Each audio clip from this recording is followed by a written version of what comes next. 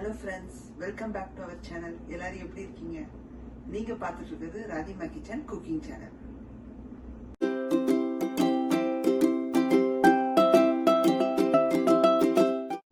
இன்னைக்கு நம்ம சேனல்ல என்ன ரெசிபி பார்க்க போறோம்னா ஒரு சூப்பரான உருளைக்கிழங்கு ரோல் தாங்க பார்க்க போறோம். ஆலு ரோல்னு கூப்பிட்டுக்கலாம்.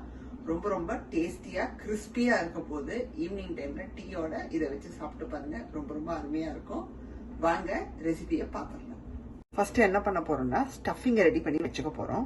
இப்பதான் உருளைக்கிழங்க நான் வேக வச்சு எடுத்தேன். ஒரு 3 to 4 உருளைக்கிழங்க வேக வச்சு இப்ப என்ன பண்ண போறோம்னா மஸ்ட் வச்சுக்க போறோம். வெந்ததை நல்லா வெந்துருச்சு. ஸோ ஃபோக் வச்சு அமுக்கிக்கலாம். பொட்டேட்டோ ஸ்மாஷர்லாம் தேவையில்லை.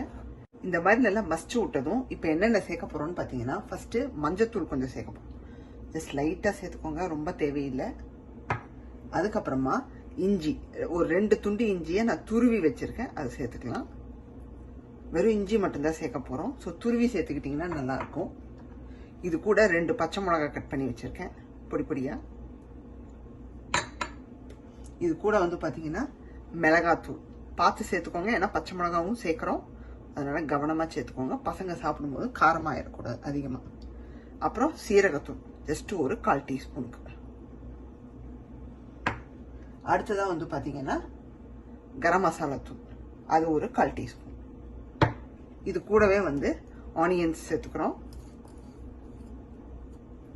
நெக்ஸ்ட் நம்ம சேர்க்கக்கூடியது உப்பு. அதுவும் ஜஸ்ட் லைட்டாக சேர்த்துக்கோங்க, ஏன்னா உப்பு வந்து ரொம்ப உரப்பாயிடக்கூடாது. சேர்த்துட்டு நீங்கள் கையை வச்சோ இல்லை இந்த மாதிரி ஒரு ஸ்பூன் வச்சோ நல்லா வந்து இதை மிக்ஸ் பண்ணி விட்டுடலாம். வெங்காயம் ரொம்ப போட்டிங்கன்னா உங்களுக்கு தண்ணி விடும், ஒரு மாதிரி சலசல, ஒரு மாதிரி என்ன சொல்கிறது, அந்த கன்சிஸ்டன்சி வந்து ரொம்ப லூஸ் ஆயிரும். அதனால் பார்த்து சேர்த்துக்கோங்க.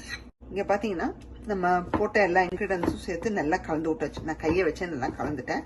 இப்போ நெக்ஸ்ட் என்ன சேர்க்க போகிறோன்னா கார்ன்ஃப்ளவர். ரொம்ப தேவையில்லை, ஜஸ்ட் நான் வந்து இப்போதைக்கு 1 டேபிள் ஸ்பூனுக்கு எடுத்து வச்சுருக்கேன். அதில் எவ்வளோ தேவையோ அவ்வளோ சேர்த்துக்கிறோம். எனக்கு தெரிஞ்சு ஃபுல்லாகவே சேர்த்துடலாம், கரெக்டாக இருக்கும். இதையும் சேர்த்து நல்லா கலந்து வச்சிடறோம்.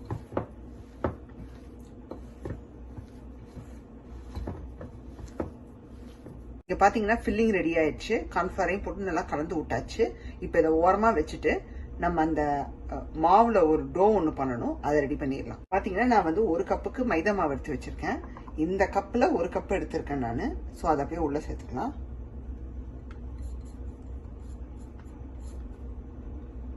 இது கூட உப்பு சேர்த்துக்கிறோம், ஜஸ்ட் லைட்டாக சேர்த்துக்கணும். அப்புறமா எண்ணெய் சேர்த்துக்கிறோம், ஒரு ஸ்பூனுக்கு எண்ணெய் சேர்த்துக்கிறோம். இது வந்து பார்த்தீங்கன்னா நீங்கள் செஸ்மி சீட்ஸ் இருக்கு பார்த்தீங்களா, அதில் கருப்பு இருந்துச்சுன்னா நீங்கள் சேர்த்துக்கலாம், கருப்பு எள்ளு இருந்துச்சுன்னா சேர்த்துக்கலாம். என்கிட்ட இல்லாதனால நான் சேர்க்கலை, இல்லாட்டி அதை மாவோட நீங்கள் சேர்த்து பிசைஞ்சுக்கலாம். தண்ணி சேர்த்து இப்போ பிசைஞ்சுக்கலாங்க. சாஃப்டான ஒரு சப்பாத்தி டோவாக பண்ணிக்கணும், ஏன்னா மைதா வந்து கொஞ்சம் தண்ணி விட்டாலே டப்புன்னு வந்து டோ ஃபார்முக்கு வந்துடும். ஸோ கேர்ஃபுல்லாக விடுங்க, ரொம்ப ஸ்டிக்கியாக பண்ணிட்டீங்கன்னா எண்ணெய் இழுத்துரும். சாஃப்டாகவும் இருக்கணும், அதே சமயம் கொஞ்சம் பார்த்து பிசையணும். மாவு நல்லா ரெடி ஆயிடுச்சு. இப்போ வந்து கொஞ்சமாக திரும்பவும் கொஞ்சம் லைட்டாக எண்ணெய் சேர்த்துட்டு நம்ம வந்து இன்னொரு வாட்டி நீட் பண்ணிக்கிறோம். ஸோ தட் உங்களுக்கு நல்லா சாஃப்டாக இருக்கும். எண்ணெயில் போட்டு நீங்கள் இது டீப் ஃப்ரை தான் பண்ண போகிறோம். ஸோ பொரிச்சு எடுக்கும்போது சூப்பராக இருக்கும். இப்போ பார்த்தீங்கன்னா எண்ணெயை விட்டு ஃபைனலாக ஒரு வாட்டியும் நல்லா நீட் பண்ணியாச்சு. இப்போ இதை வந்து கொஞ்சம் ரெஸ்டிங் டைம் மாதிரி ஒரு 10-12 நிமிஷம் விட்டுருவோம். அதுக்கப்புறமா நம்ம என்ன பண்ணலாங்கிறத பார்க்கலாம். இப்போது ஃபஸ்ட்டு என்ன பண்ண போகிறோம்னா இந்த ஸ்டஃபிங்கை முதல்ல நம்ம ஷேப்பாக பிடிச்சி வச்சுக்கிட்டு அதுக்கப்புறம் நம்ம மாவை ரோல் பண்ணிவிட்டு உள்ளே வச்சிடலாங்க. ஸோ எவ்வளோ தேவையோ எடுத்துக்கோங்க, நீங்கள் சைஸ் உங்கள் விருப்பம்தான். ஃபஸ்ட்டு இந்த ரவுண்டாக ஆக்கிட்டு இதை புல்லட் மாதிரி உருட்டிக்கிறோம். ஸோ தட் நமக்கு அந்த மாவு நடுவில் வச்சு ரோல் பண்ணும்போது அந்த ரோல்க்கு ஏற்ற மாதிரி இருக்கும். ஸோ இந்த ஷேப்புக்கு எல்லாத்தையும் நம்ம பண்ணி வச்சுக்கலாம். பார்த்தீங்கன்னா நம்ம பிசைஞ்ச மாவில் நான் 2ஆக டிவைட் பண்ணிட்டேன், ஏன்னா நமக்கு வந்து தின்னாக வேணும். ஸோ அதனால் கொஞ்சத்தை இது பண்ணிவிட்டு அந்த 2 டோவில் வந்து ஒரு டோவை எடுத்துக்கோங்க. லைட்டாக வந்து மாவை டஸ்ட் பண்ணிக்கோங்க. நல்லா வந்து பேப்பர் மாதிரி நம்ம முதல்ல விரிச்சுக்கிறோம். விரிச்சுட்டு அதுக்கப்புறம் கட் பண்ணிவிட்டு அப்படியே வந்து நம்ம இது பண்ணுறோம்.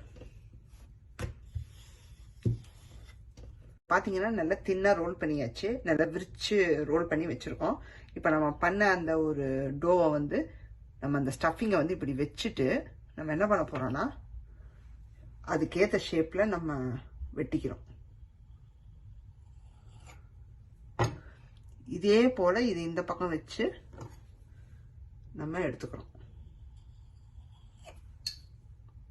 இதே போல் எங்கே முடியுதோ கொஞ்சம் முன்னாடி வச்சுக்கலாம். வச்சுட்டு இந்த மாதிரி கட் பண்ணிவிட்டு பேலன்ஸை எடுத்துருங்க. இதை வந்து நம்ம திரும்பவும் ரோல் பண்ணிக்கலாம். இப்போ இதை வந்து என்ன பண்ண போகிறோன்னா அப்படியே தூக்கி இந்த எட்ஜஸில் வச்சு என்ன பண்ண போகிறோன்னா இப்படியே வந்து க்ளோஸ் பண்ணுறோம். க்ளோஸ் பண்ணி அப்படியே உருட்டிக்கிட்டே வாங்க.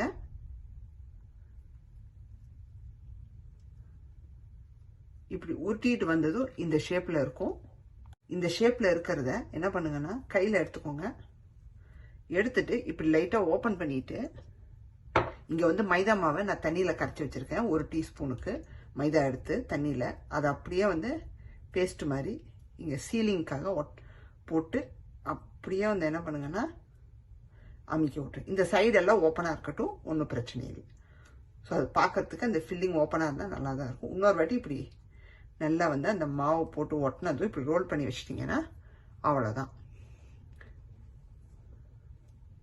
இன்னொன்று பண்ண போகிறோம். அதே போல் சேம் என்ன பண்ணுங்க, நம்ம இங்கே ஆல்ரெடி கட் பண்ணி வச்சுருக்கோம். ஸோ இந்த எட்ஜஸ் கொஞ்சம் ரொம்ப எட்ஜஸில் வைக்காதீங்க, கொஞ்சம் முன்னாடி தள்ளி வச்சுக்கோங்க. அப்போ தான் நமக்கு இதை ரோல் பண்ண வசதியாக இருக்கும். எடுத்து இப்படி கவர் பண்ணி அப்படியே உருட்டிகிட்டே வாங்க.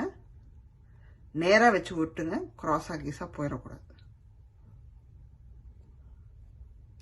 சேம் உருட்டிட்டு இது ஓப்பன் பண்ணிட்டு நம்மளோட அந்த மைதா மாவோட கலவை இருக்குது பார்த்தீங்களா, பேஸ்ட்டு, அந்த க்ளூ அதை வச்சு இப்படி ஒட்ட வச்சிருங்க. அவ்வளோதான். ஸோ தட் உங்களுக்கு ஃபில்லிங் வராது. இன்னொரு வாட்டி நல்லா இப்படி ரப் பண்ணி விட்டுருங்க. ரொம்ப இதாக்கணும்னு அவசியம் இல்லை. இப்படி பண்ணிவிட்டு வச்சிட்டிங்கன்னா அவ்வளோதான். பார்த்தீங்கன்னா லாஸ்ட் ஒன் பண்ண போகிறேன். இப்போ இந்த மாதிரி இருக்கும்போது இந்த சைடில் எக்ஸஸாக மாவு இருந்தால் அதை அப்படியே கட் பண்ணி எடுத்துருங்க. அப்போ தான் ஷேப்பாக அழகாக இருக்கும். அதே மாதிரி எனக்கு இங்கே நீளமாக நீட்டிகிட்டு இருக்கு பாருங்க, இது தேவையில்லை. ஸோ அதை வந்து எடுத்துடணும். அதே போல் இங்கேயும் எனக்கு தேவையில்லை. ஸோ அந்த மாதிரி எக்ஸஸ் மாவெல்லாம் இருந்துச்சுன்னா அதை ட்ரிம் பண்ணிவிட்டு கூட நீங்கள் ரோல் பண்ணலாம், ஒன்றும் வந்து பிரச்சனை இல்லை. ஸோ இப்போ நான் ட்ரிம் பண்ணிவிட்டு அதுக்கப்புறமா நான் ரோல் பண்ணுறேன். ரோல் பண்ணும்போது நல்லா இப்படி உள்ளே வந்து இப்படி இழுத்து ரோல் பண்ணுங்கள். நிறையா வந்து கேப் இருந்துச்சுன்னா அப்புறம் இதாகிடும். நல்லா வந்து மாவோட மாவாக இப்படி இப்படி இழுத்து பின்பக்கம் புஷ் பண்ணி பண்ணிங்கன்னா நல்லா இப்படி இழுத்துட்டு அதுக்கப்புறம் இப்படி இது பண்ணிடலாம். ஃபைனலாக இந்த மைதாவோட அந்த சீலிங் இது வந்து கம்பல்சரி பண்ணணும். அப்போ தான் வந்து உங்களுக்கு வராது வெளியே. நல்லா இழுத்து இப்படி ஒட்ட வச்சிருங்க. ஒட்ட வச்சுட்டு நான் எப்பவும் சொல்கிற மாதிரி ஒரு வாட்டி இப்படி இது பண்ணி விட்டிங்கன்னா உங்களுக்கு நல்லா மாவு போய் ஒட்டிக்கும். அவ்வளோதான். பார்த்தீங்கன்னா அழகாக வந்து ரெடி பண்ணி வச்சுருக்கோம். இதை வந்து எண்ணெயில் பொரிச்சு எடுத்துடலாம். இதெல்லாம் செய்யும்போது அந்த மாவில் திரட்டி நம்ம ரோல் பண்ணுற சமயத்தில் எண்ணெயை சூடு பண்ண போட்டிங்கன்னா கரெக்டாக இருக்கும். பார்த்தீங்கன்னா எண்ணெயை ஆல்ரெடி நான் சூடு பண்ண போட்டிருந்தேன். ஸோ அது நல்லா சூடாயிடுச்சு. இப்போ பொரிக்க போட்டுடலாம். எந்த அளவுக்கு இடம் இருக்கோ அந்த அளவுக்கு உள்ளே போடுவோம். சப்போஸ் உள்ளே போடும்போது பார்த்து போடணும், எண்ணெயில் கைப்பற்றுமோன்னு பயமாக இருந்தால் இப்படி கரண்டியில் வச்சு உள்ளே புஷ் பண்ணி விடுங்க. ஸோ நான் வந்து 3 பொரிச்சு எடுக்க போகிறேன். இந்த மாதிரி அழகாக கரண்டி வழியாக வச்சு உள்ளே விட்டுருங்க. நல்லா வந்து கோல்டன் கலரில் பொரிஞ்சு வரணும். திருப்பிடும்போதெல்லாம் பொறுமையாக திருப்பிடணும். அதே சமயம் எல்லா பக்கமும் வெந்து வரணும். உங்களுக்கு அழகாக கோல்டன் கலரில் பொரிஞ்சு வந்தது எடுத்துடலாம். இது பாருங்க எவ்வளோ அழகாக வந்து ரோஸ்ட் ஆகிட்டு இருக்குன்னு, பொரிஞ்சுக்கிட்டு இருக்குன்னு இது பபுள் வருது. ஸோ எந்த அளவுக்கு மாவை வந்து மெல்லிசாக திரட்ட முடியுமோ அந்த அளவுக்கு திரட்டிட்டு ரோல் பண்ணுங்கள். ஸோ தட் உங்களுக்கு சாப்பிடும்போது உள்ளே வந்து அந்த பொட்டேட்டோவோட இதுவும் வெளியே நல்லா க்ரன்ச்சியாக இருக்கும். பார்த்தீங்கன்னா தெரியும், நல்லா அழகாக வந்து எல்லா சைடும் வந்து கலர் வந்துடுச்சு. முறுமுறுன்னு நல்லா ஆயிடுச்சு. இப்போ எடுத்துடலாம். நம்ம இதுக்கு மேலே கொண்டு போக வேணாம்.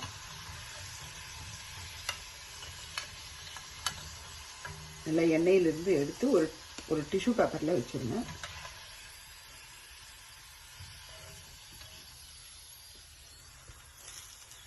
பார்க்கவே எவ்வளோ அழகாக இருக்குது பாருங்கள். இன்றைக்கான ரெசிபி பார்த்துருப்பீங்க. ஆலு ரோல் எவ்வளோ சூப்பராக நம்ம செஞ்சுட்டோன்னு. இதே போல் நீங்களும் வீட்டில் பண்ணி பாருங்கள். ரொம்ப ரொம்ப சிம்பிள், ஈஸி.